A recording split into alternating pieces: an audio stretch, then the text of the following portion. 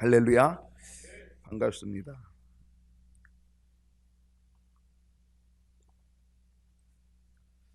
날씨는 조금 기온이 올라갔는데, 그런데 눈이 새벽에도 또 저녁에도 밤에도 이렇게 눈이 계속 또 오고 있는데, 아무튼 그 모든 눈을 또 환경을 잘 헤치고 또 주의 전에 오셔서 또 말씀을 사모하고 또 이 수요 예배에 또 지켜가는 여러분 진심으로 감사드립니다.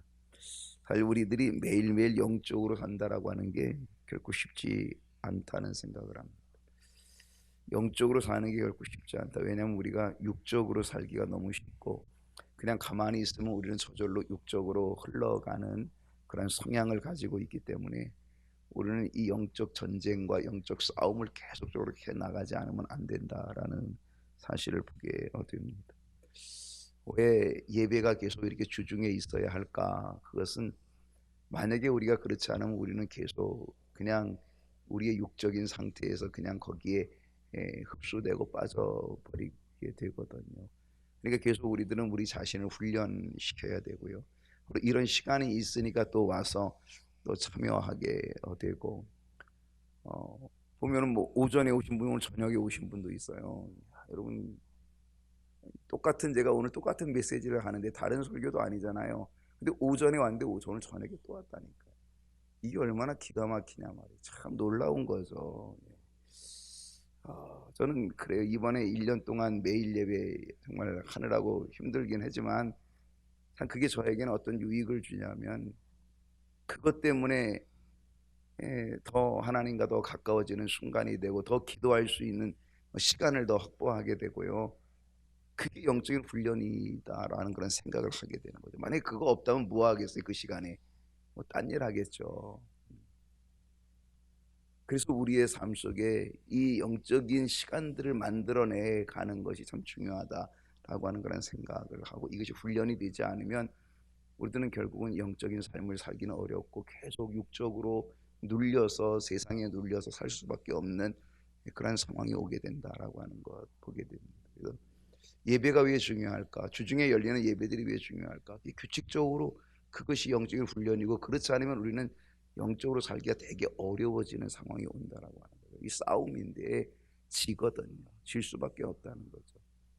그래서 이 수요일 저녁 시간에 참여하신 여러분 감사하고, 아무튼 여러분이 더욱 모이는 일에 힘써 가야 된다라고 하는 거 그렇게 깨닫게 됩니다. 아무튼 오늘 함께 참여해 주셔서 진심으로 감사하고, 또 건강이 있을 때, 또 여력이 있을 때 영적인 저축들을 더 많이 해가는 그런 역사가 있으면 좋겠다 이런 생각을 합니다. 제가 이 목이 지금 상태가 아주 좋지 않아 가지고, 그래서 이만 많이 좀 풀린 거예요. 이게 위아래 막 이게 터가지고 정신이 없었는데 조금 이제 좋아졌습니다. 바셀린 엄청 바르고 막 그래가지고 조금 좋아지긴 했는데, 아무튼 여러분이 알아서 잘 말씀을 잘 들으시기를 바랍니다. 이 오전 시간에는 멀리서 오시는 분들, 지금도 연수동에서 오시고, 또 아니면 저 안산에서 우리 김창희 장로님도 오시고 그렇게 오시지만요, 낮에도 보면 검단에서 오시는 그 추위에도 오시고, 눈이 와도 오시고, 그러면 이게 내가 이 말씀을 그냥 대충 준비해서는 안 되겠다 이런 생각을 갖게 되는 거고요. 목사가 수요일이 지나면 한 주간 벌써 다 갔다 이렇게 생각이 듭니다.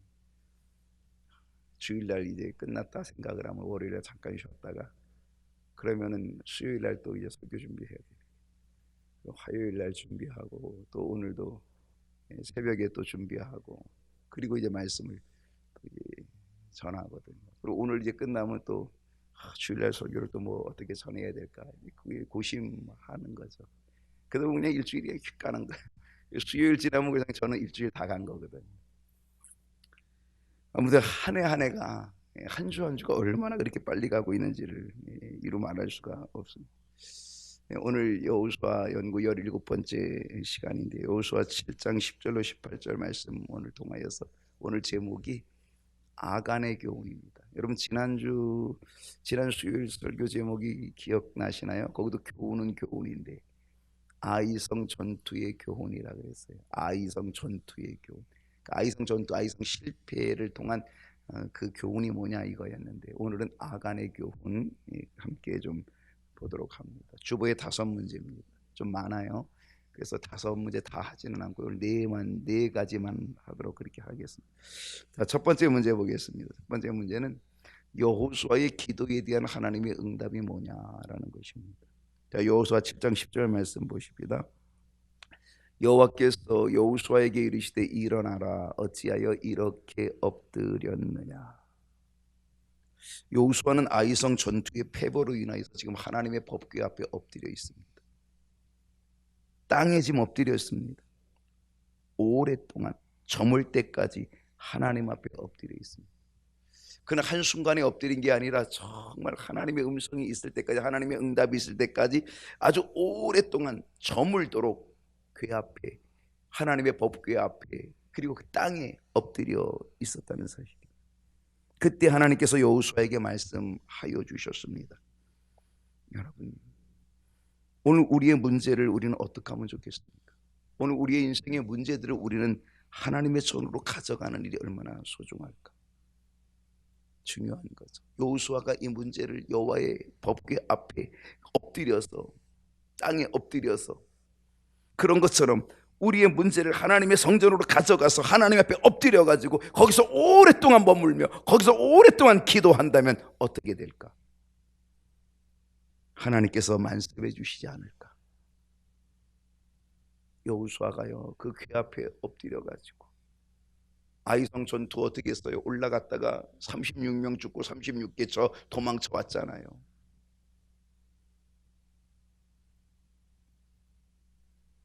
그리고 나서 하나님 앞에 엎드렸거든요. 그러면서 법궤 앞에 엎드렸거든요.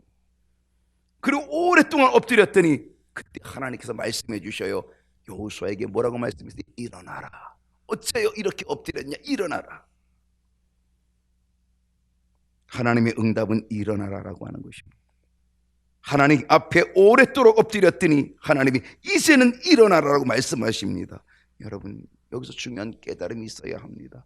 우리가 하나님 앞에 오래 엎드리면 하나님이 반드시 우리를 일으켜 세워주실 줄로 믿습니다. 하나님 앞에 오래 엎드리는 게 중요한 거예요. 우리가 하나님 앞에 오래 엎드리면 하나님이 말씀하실 거예요. 우리에게, 여호수아에게 하신 것처럼 일어나, 일어나. 우리를 일으켜 세워주신다라고 하는 거죠. 여호수아 7장 11절에 보면은요, 이스라엘이 범죄하여 내가 그들에게 명령한 나의 언약을 어겼으며 또한 그들이 온전히 바친 물건을 가져가고 도둑질하여 속이고 그것을 그들의 물건들 가운데 두었느니라. 하나님께서 하나님 앞에 엎드린, 그 여호와의 법궤 앞에 엎드린 여호수아에게 아이성 전투가 왜 패배했는지, 왜 36명이 죽고 36개로 도망쳐 와야 됐는지를 하나님께서 알려주셨습니다. 깨닫게 해주셨습니다. 여러분, 하나님께서 알려주신 아이성 전투의 패배는 뭐였을까요? 그 원인은 뭘까요? 그 첫 번째는 불순종이었던 것입니다. 여호수아 7장 11절의 말씀대로 하나님께서 주신 언약을 어겼다는 겁니다. 이스라엘 백성들이 언약을 깨뜨린 겁니다. 하나님의 명령, 하나님의 말씀을 그들이 무시한 겁니다. 그걸 지키지 않았다는 것입니다. 우리의 범죄도 이럴 때가 많습니다. 우리의 죄도 하나님의 명령에 불순종하는 일들이 일어날 때가 많다는 사실입니다. 하나님의 언약, 하나님의 약속을 어기는 거죠. 아담과 하와의 죄는 불순종 아니었습니다. 하나님께서 주신 명령, 하나님께서 주신 언약을 그들이 무시한 거죠. 그 언약을 깨버린 거죠.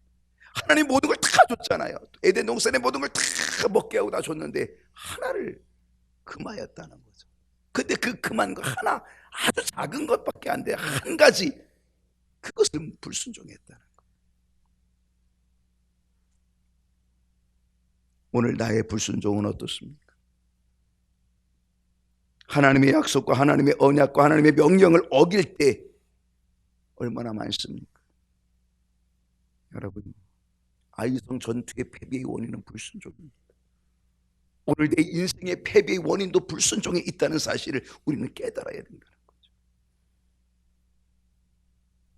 내 삶의 패배의 원인은 불순종에 있다. 하나님의 명령을 거역하는 일에 있다는 사실. 어떤 패배의 원인이 있었을까요? 도둑질이었습니다. 여호수아 7장 11절에서 무엇을 도둑질한 것이냐면 하나님께 온전히 바쳐진 물건들을 도둑질했다 그랬어요.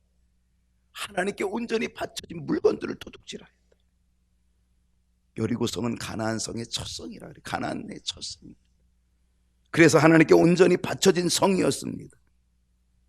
이스라엘 백성들이 여리고성을 점령할 때에 그들은 화살 하나 쏘지 않았습니다. 그들은 창 하나 휘두르지 않았습니다. 그들은 칼 가지고 한 번도 찔러본 적이 없습니다.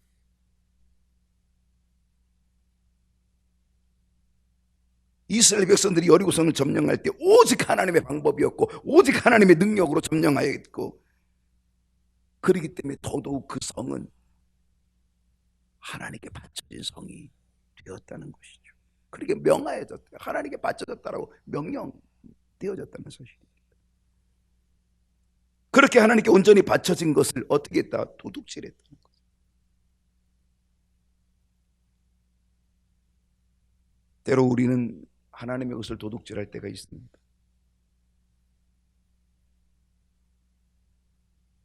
영국의 스펄전 목사님은 세 가지 도둑이 있다라고 그렇게 이야기했습니다.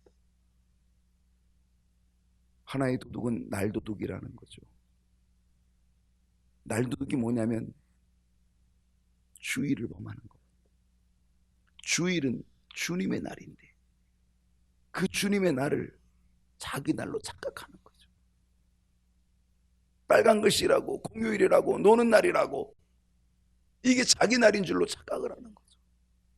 주일인데 주님의 날인데 그 날을 내 마음대로 써서 주님의 날을 도적질한다는 거예요. 그걸 날도적이라고 얘기한다. 물질 도둑이 있다 그랬습니다. 하나님께 바쳐야 될 물질을 도둑질한다는 거죠.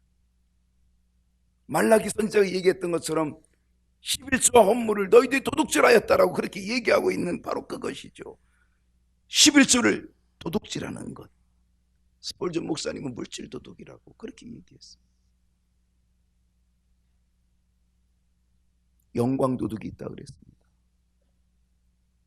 하나님의 영광, 하나님이 받으셔야 할 영광을 자신이 가로채는 거죠.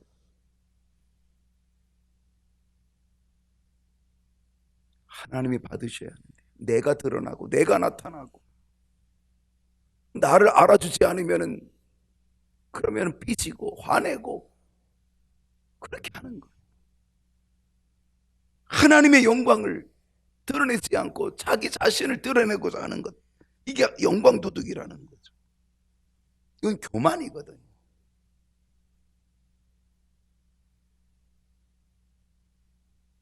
아이성 패배의 원인은 바로 이 도둑질에 있었다는 거예요. 그것을 하나님께서 여호수아에게 가르쳐주고 있는 거죠.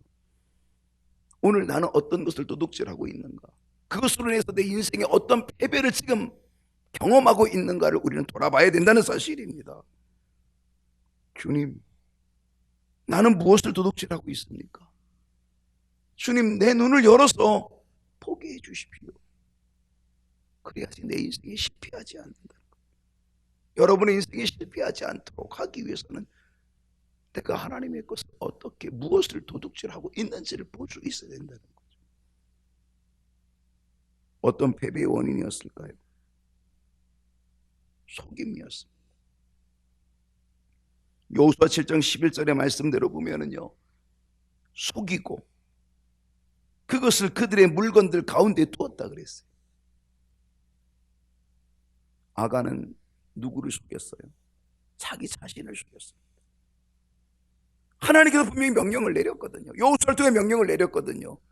이 여리고성에 있는 모든 것들은 다 하나님께 바쳐진 거다. 너희들 절대 손대지 말라. 손대지 말라. 손을 아예 대지도 말라고 얘기했거든. 손대지 말라. 아간이 못 들은 게 아니에요. 알고 있어요. 듣고 있고 알고 있다는 거예요. 다 알고 있지만 어떻게 했어요? 손을 댄 거예요. 아간은 자신을 속인 거고 자신의 양심을 속인 거죠. 그래서 도둑질하게 된 거죠. 자기만 속인 게 아니라 자기 동료들을 속인 거죠. 사람들을 속인 거죠. 자신이 도둑질한 물건을 자신의 물건들 가운데 뒀다는 거예요. 도둑질한 물건을 자기의 물건들 가운데 두었다는 거예요. 그래서 다른 사람들로 하여금 내 것처럼 속인 거죠. 내 것처럼 속인 거예요.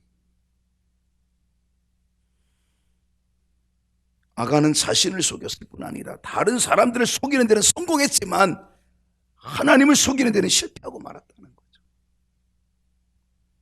하나님까지는 속일 수가 없었던 거죠. 이것이 하나님께서 알려주신 아이성 전투의 패배 원인이었다는 것입니다. 혹시 내 인생의 패배 원인도 이와 비슷한 것은 아닐까요?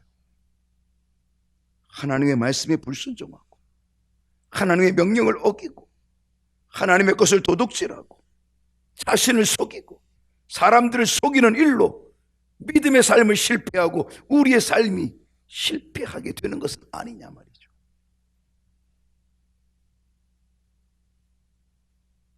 여러분, 우리는 어떤 깨달음을 가져야 하겠습니까?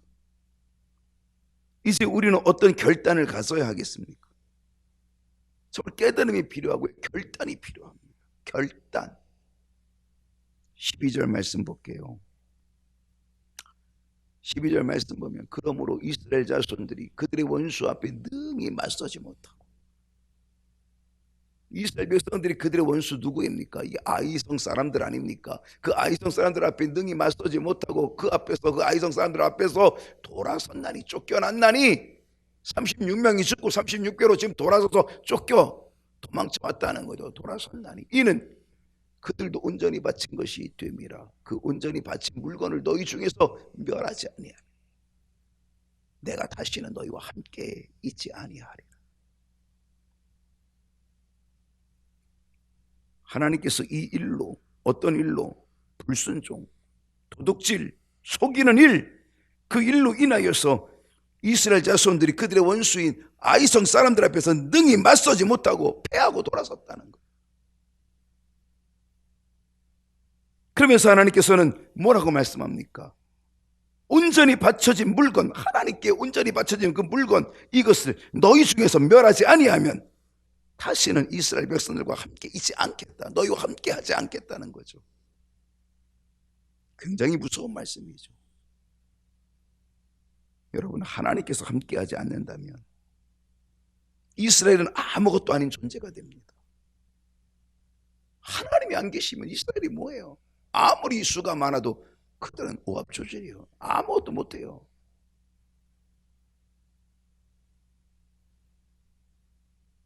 그러므로 하나님께서 함께 하시도록 하기 위해서 그들이 반드시 해야 될 게 있어요. 그건 뭐냐면 하나님께 바쳐진 것, 너희 중에 있는 하나님께 바쳐진 것, 도적질한 것, 반드시 그걸 다 멸하라는 거예요. 멸하라. 그래야 하나님이 함께 하겠다는 거예요. 이것이 바로 승리의 비결이었고 회복의 비결이었다는 것입니다.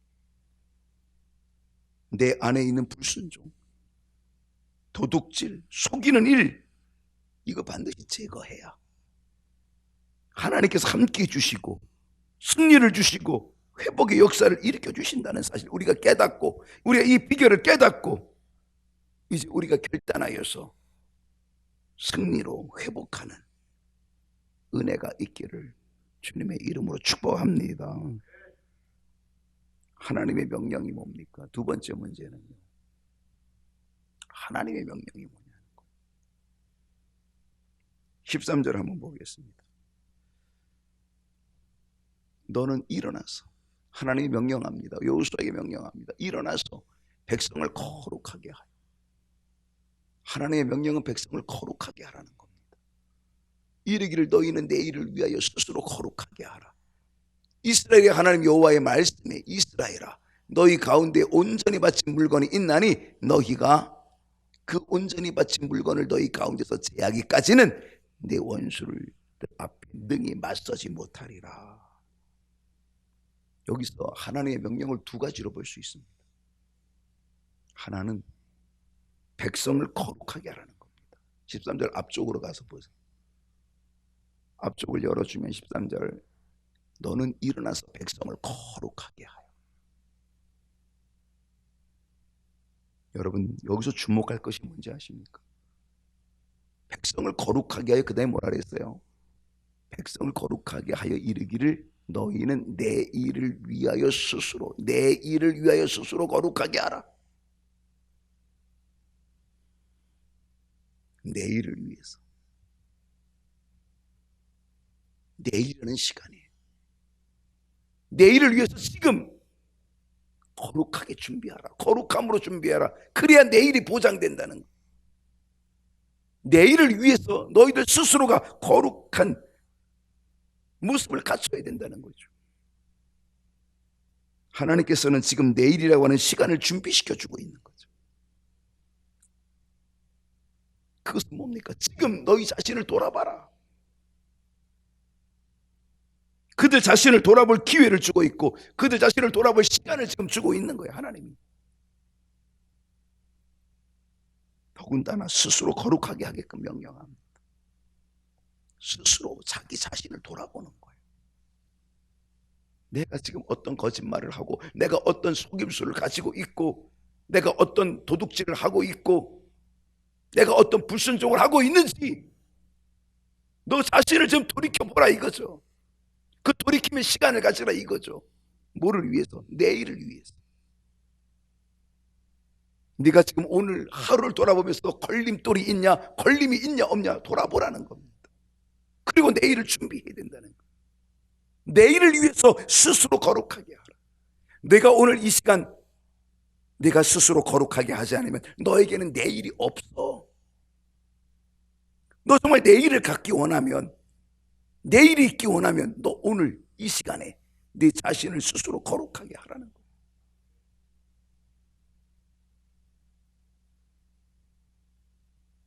또 다른 명령은요, 온전히 바쳐진 물건을 너희 가운데서 제하여 버리라는 겁니다.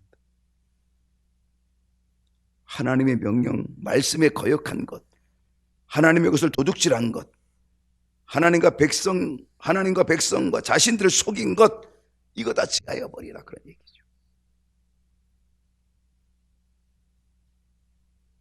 여기서 우리에게 주는 아주 중요한 교훈이 그것이 바로 내일이라는 겁니다.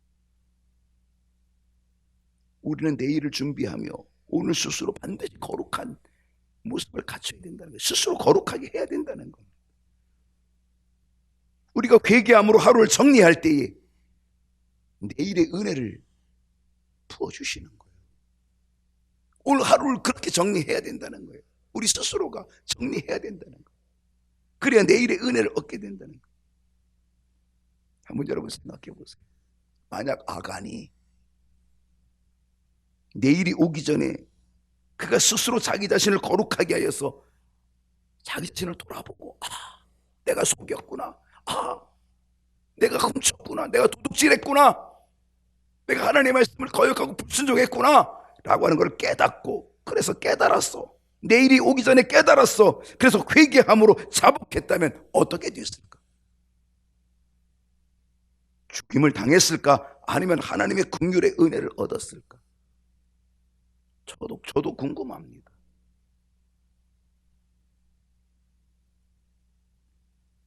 아담과 하와가 선악과를 따먹고 핑계하지 않고, 아담이 하와를 핑계하지 않고 하와가 뱀에게 핑계하지 않고 그들이 하나님 앞에 엎드리면서 회개하고 자복했다면 에덴 동산의 역사는 어떻게 됐을까? 창세기의 역사는 어떻게 되었을까? 저는 그것도 궁금합니다.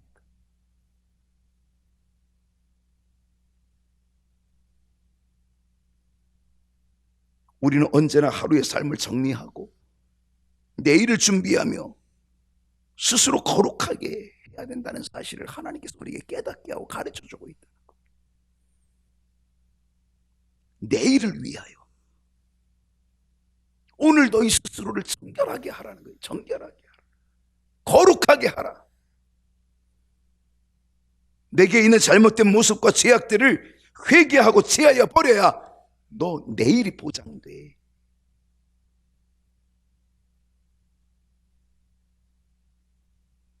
하나님의 긍휼과 은혜를 얻을 수 있는 은혜는 오늘 내 스스로가 거룩함으로, 내 스스로를 거룩함으로 준비해야 된다는 소리예요.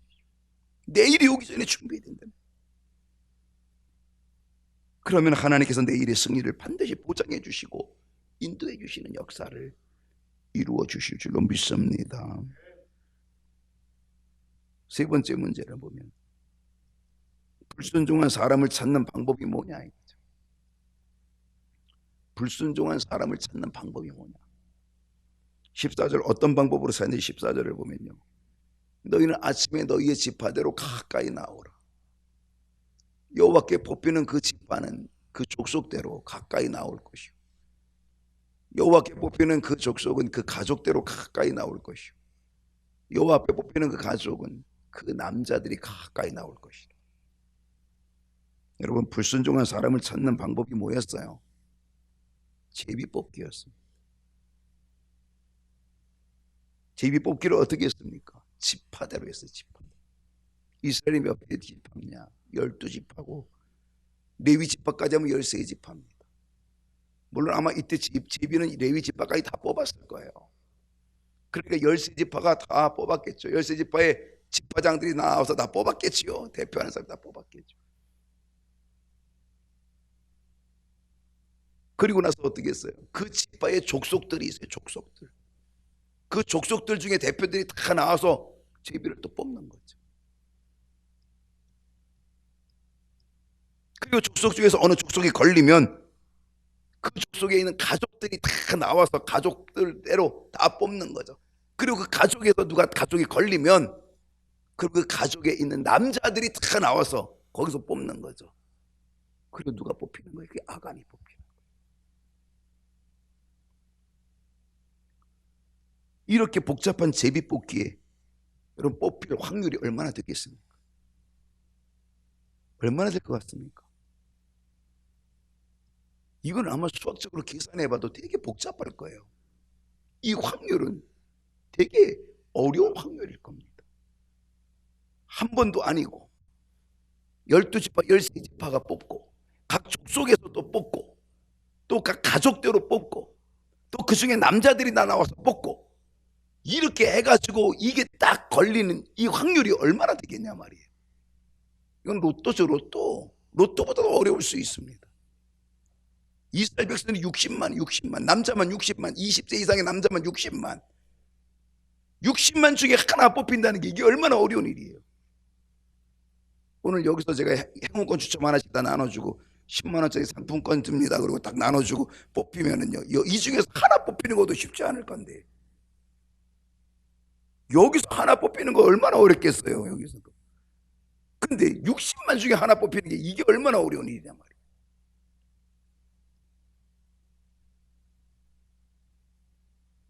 그래서 안심한 것일까?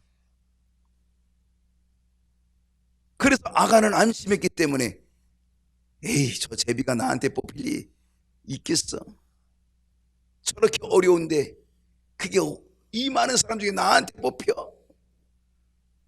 아마 그렇게 안심하고 있었는지 모르겠지만, 그런데 하나님의 제비 뽑기는 아주 정확했다는 거예요.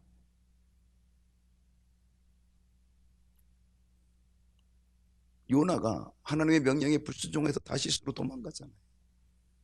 니누에로 갈 사람이 다시스로 도망가고 배 타고 도망갈 때 하나님이 풍랑을 보내가지고, 그래서 그 풍랑의 원인이 누구에게 있는지를 제비를 뽑잖아요. 그 배 안에 탄 사람이 다 제비를 뽑았는데 그게 딱 요나한테 걸렸잖아요. 하나님의 제비는요 정확합니다. 요나도 아마 속으로 그랬어요. 아이고, 이 많은 사람 중에 이 제비가 나한테 뽑히리라.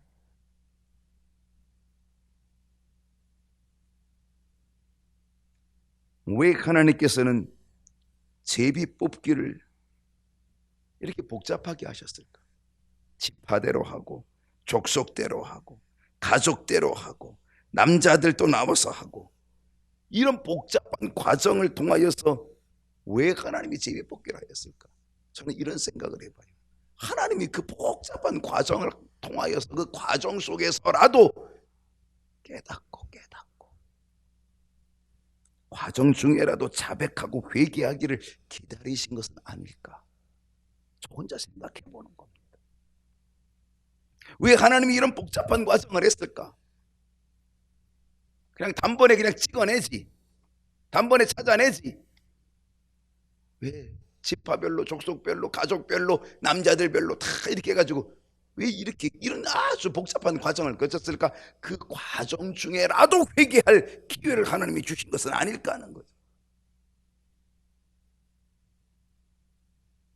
하나님께서 모르실걸?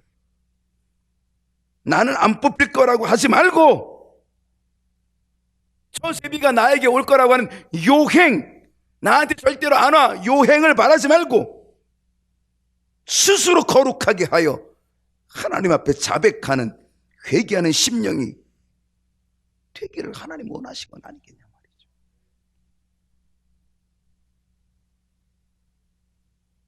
내일을 위하여 네 스스로를 거룩하게 하라. 오늘 우리는 내일을 위하여 우리 스스로를 거룩하게 해야, 내일의 은혜가 있고 내일을 보장해 주시는 하나님의 긍휼과 자비를 만나게 될 줄로 믿습니다. 네 번째는 불순종한 사람을 어떻게 하라고 명하였습니까? 어떻게 하라고 명령했는지 아세요? 이 불순종한 사람을 어떻게 처리하라고 명령했냐면 15절 말씀 보면 온전히 바친 물건을 가진 자로 뽑힌 자를, 온전히 바친 물건을 가진 자, 불순종한 자, 그렇게 뽑힌 자는 불사르라. 제비 뽑기로 뽑힌 그 사람 불사르라. 그와 그의 모든 소유를 다 불살라 그리하라. 이는 여호와의 언약을 어기고 이스라엘 가운데서 망령된 일을 행하였음이라. 하나님의 명령이 얼마나 준엄한지 모릅니다. 하나님의 심판은 너무너무 단호했다는 겁니다. 불살라버리라는 거예요. 어떻게 불살르냐? 그뿐 아니라 그와 관계된 그의 모든 소유들을 다 불살라는 거예요. 이유가 뭡니까? 하나님의 언약을 어긴 겁니다. 하나님의 언약을 어긴, 이스라엘 가운데서 망령된 일이 된 거죠.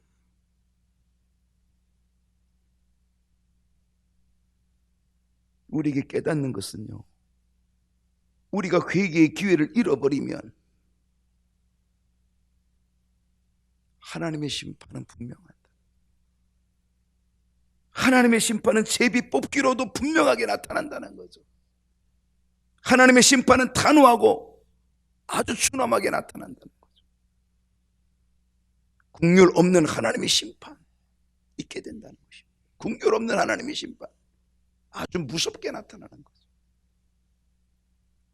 그래서 우리는 뭐 해야 됩니까? 우리는 스스로 거룩하게 해야 된다.